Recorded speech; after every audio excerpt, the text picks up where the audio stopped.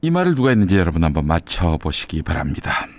권력층의 반칙에 대응하지 못하면 공정과 민주주의가 무너진다. 2021년 3월 2일에 했던 말입니다. 자, 그리고 2021년 9월 19일에 한 말도 보겠습니다. 한 사람이 한 말이에요.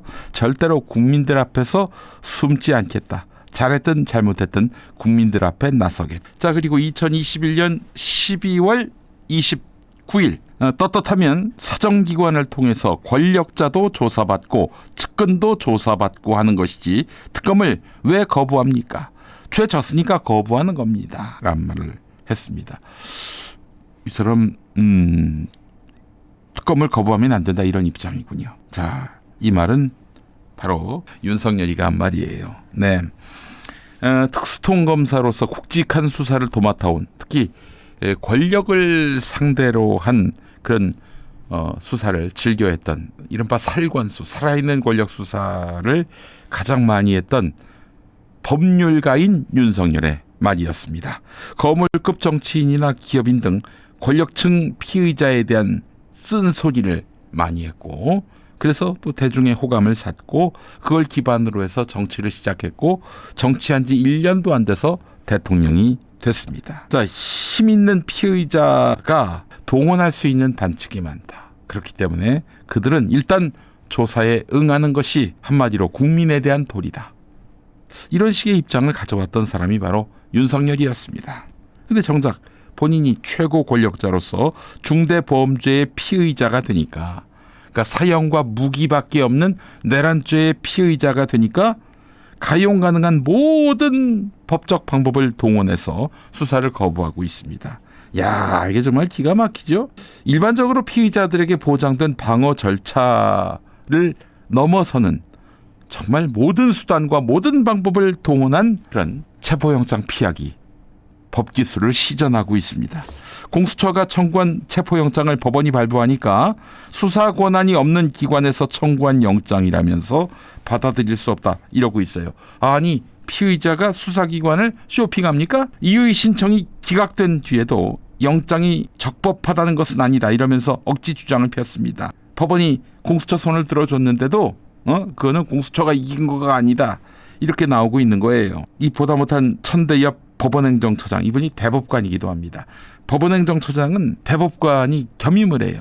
천대엽 법원행정처장은 적법한 절차에 따라 이루어진 영장에 대해서는 일단 존중해야 한다라고 얘기를 했습니다. 그런 얘기를 들을 지경이에요. 그런데 윤석열은 뻔뻔스럽게도 불구속 기소하거나 아니면 사전 구속영장을 청구하면 재판에 응하겠다 이렇게 말을 했는데 이 말을 듣고 제가 좀 생각하기로는 그래?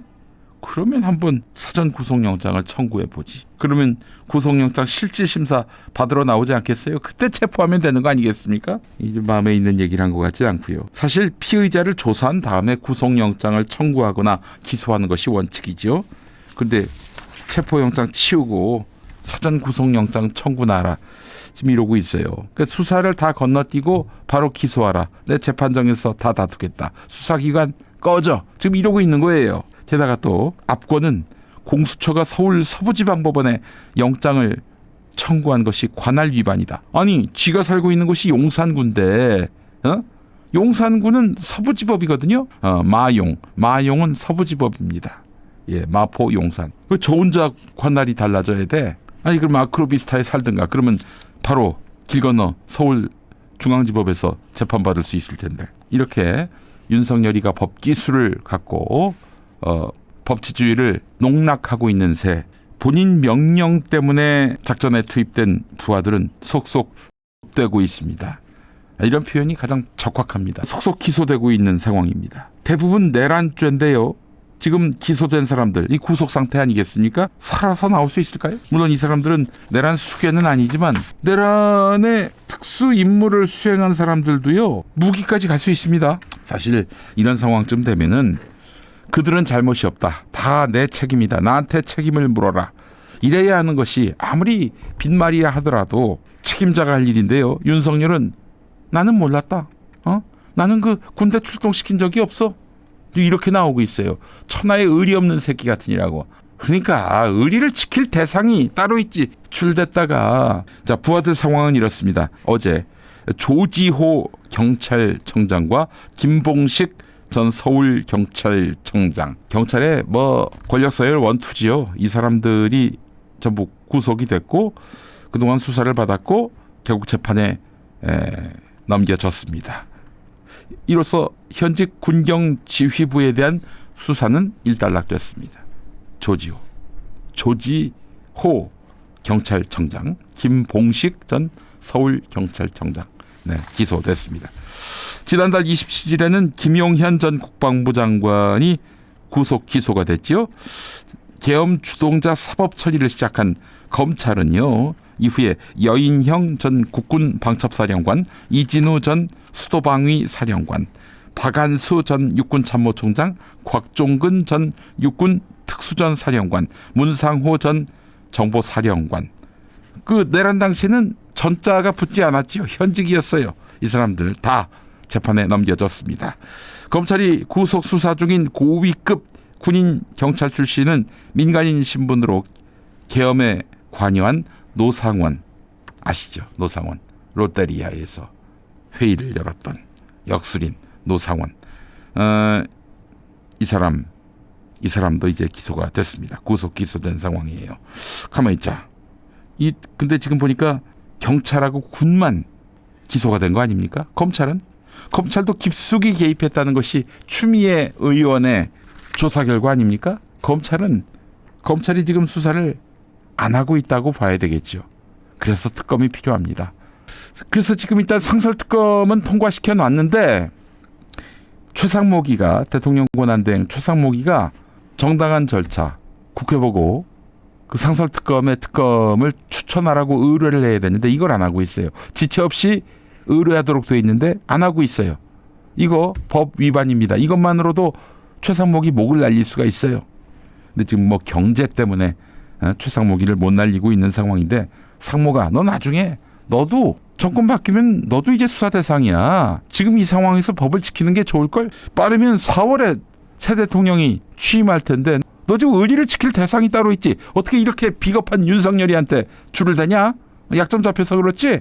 그 밖에도 이제 군경, 이 사령관급까지는 다 기소가 됐어요. 이제 밑으로 또 이제 수사 대상이 확대되고 있습니다. 김대우 전 방첩사 수사단장, 이 사람 여인형의 그 명령에 따라서 정치인 체포 지시를 하달받은 사람이지요. 특전사 소속의 이상현 1공수 특전 여단장과 김현태 707 특수임무단장, 이 사람은 그 곽종근 명령에 따라서 병력을 동원해가지고 국회문을 강제로 개방하거나 유리창을 깨고 국회의사당에 침투하도록 지시를 받았습니다. 조성현 수방사 1경비단장은 국회 내에 침투해서 내부 인원을 끌어내라는 이진우 전 사령관 지시를 하달받았습니다. 자, 그런데 말이죠. 여기서 지금 조성현 단장 같은 경우에는 부대가 국회에 진입하기 전에 시민과 부하가 다칠 수 있다라면서 명령을 취소하고 대기를 지시한 정황이 공소장에 담겼습니다.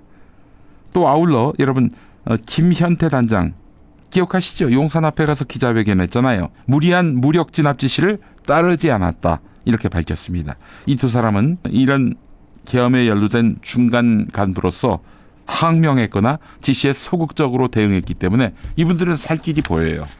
근데 그 나머지들, 명령을 따르고 나갔던 하부급들, 자, 그들의 앞날은 뭐 보장할 길이 없습니다. 자, 그리고 내각에 계신 분들, 당신들은 별일 없을 것 같아? 법무부 장관, 행안부 장관 등 안전할 것 같아? 메모 받으신 분들, 전화 받은 분들, 그래서 명령 받은 분들 잘 대응하시기 바랍니다.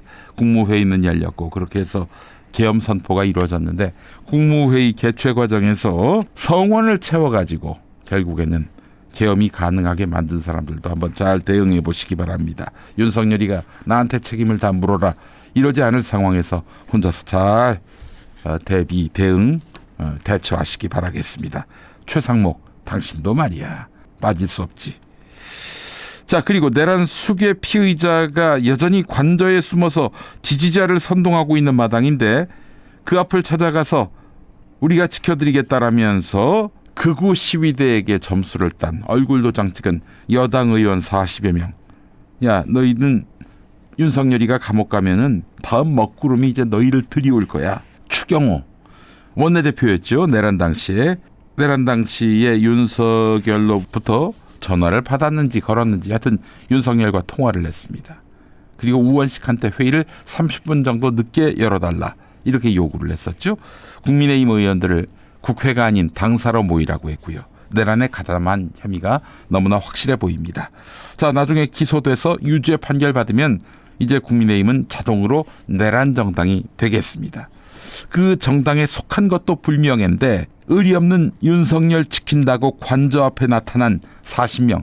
너희는 그냥 이번으로 정치 쫑이야. 어? 자, 물론 사실 이번에 그들을 처벌하는 것만으로 끝낼 일은 아닙니다. 부당한 명령에는 복종하지 말아야 한다라는 이런 어떤 군유를 제대로 확립할 필요가 있어요. 사실은 2019년 정신전력교육 기본교재에는 이런 내용이 포함되어 있었습니다. 부당한 명령을 따를 경우 그 책임도 함께 져야 한다. 따라서 위헌적, 불법적, 반인권적, 비윤리적 명령에 대해서는 복종하면 안 된다. 이게 2019년 기본교재에 들어가 있는데요. 윤석열이 집권하고 지난해에 개정된 교재에서는 이 부분이 빠졌다고 합니다. 왜? 내란하려고? 아유, 나쁜 놈들 같은 이라고. 이걸 왜 빼니? 아울러 법규상에도 지금 군인복무기본법이나 군형법 어디에도 부당한 명령에는 복종하지 말아야 한다. 이런 규정이 없습니다. 군형법 44조에 상관의 정당한 명령에 반항하거나 복종하지 아니한 사람에 대한 처벌 규정만 존재하고 있습니다. 차제에 제도적 보완이 필요한데요. 자, 오늘 박정훈 대령에 대한 판결이 있습니다. 네, 상관의 부당한 명령에 반항한 우리 박정훈 대령, 양심에 따라 행동한 박정훈 대령, 이 부당한 처벌을 받으면 안 될 텐데 너무나 염려가 됩니다. 이번에 내란을 수습하는 과정에서 이런 내용도 확실하게 군법에 포함을 시켜서 두 번 다시 이런 부당한 계엄령, 즉 내란이 발동되는 일이 없도록, 발동되더라도 하부 군인들이 따르지 않을 수 있는 근거를 마련하는 것이 매우 필요하다, 이런 생각이 듭니다. 부하들은 내란 혐의로 다 감옥 가 있는데 두목이라는 사람이 나는 내란 안 했어 이러면서 경호처 뒤에 숨어 있는 이런 참으로 황당한 현실, 이 현실을 우리는 다시는 만들지 말아야 합니다.